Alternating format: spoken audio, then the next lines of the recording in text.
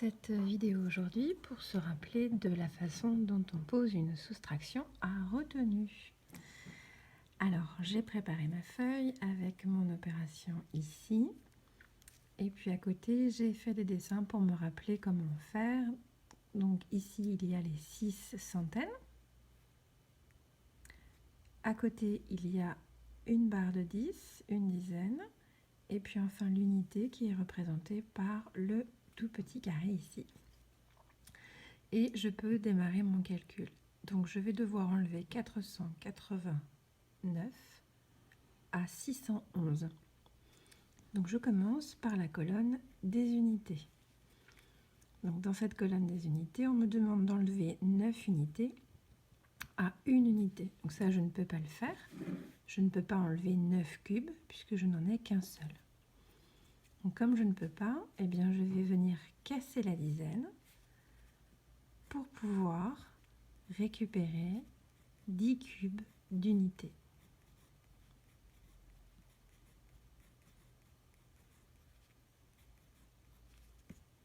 Donc maintenant ici j'ai 11 cubes d'unité et avec 11 cubes d'unité je vais pouvoir enlever 9 unités. Donc comment ça se passe sur ma feuille?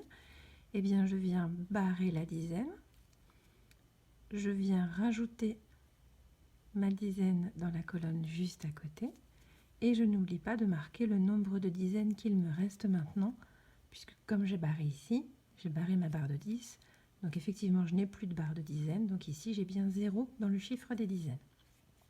Et maintenant je peux faire 11 moins 9. 11 moins 9, alors je peux le faire de tête, ça fait 2. Si je ne suis pas sûre de moi, je peux venir barrer les cubes que j'ai dessinés. Et je vois qu'il m'en reste 2. Je continue mon calcul.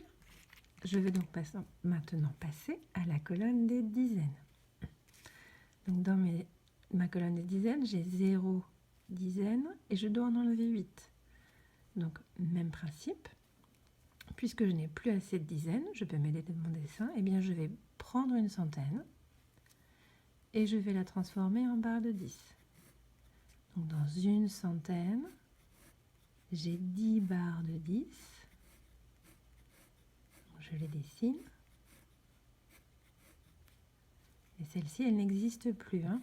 Attention à ne pas la prendre. Donc ici, maintenant, j'ai bien 10 dizaines.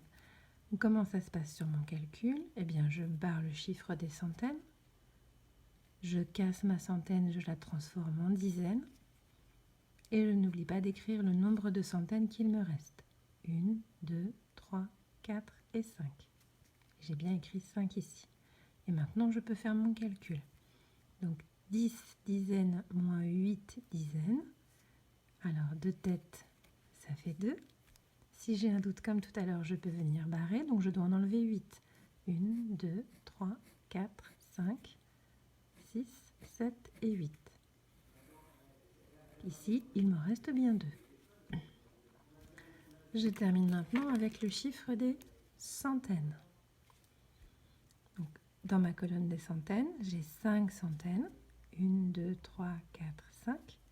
Et je dois en enlever 4. Donc 5 moins 4, de tête, je sais que ça fait une centaine. Je peux aussi m'aider de mon dessin. 1, 2, 3, 4. Voilà ce que j'ai enlevé. Et voilà ce qu'il me reste. Une centaine. Et j'obtiens bien le même nombre de chaque côté, que ce soit sur mon calcul posé avec les chiffres ou sur mon dessin. Donc la représentation des nombres, hein, comme ça peut m'aider et être sûr de ne pas faire d'erreur dans mon calcul. Donc c'est le principe du je barre, je donne, j'enlève.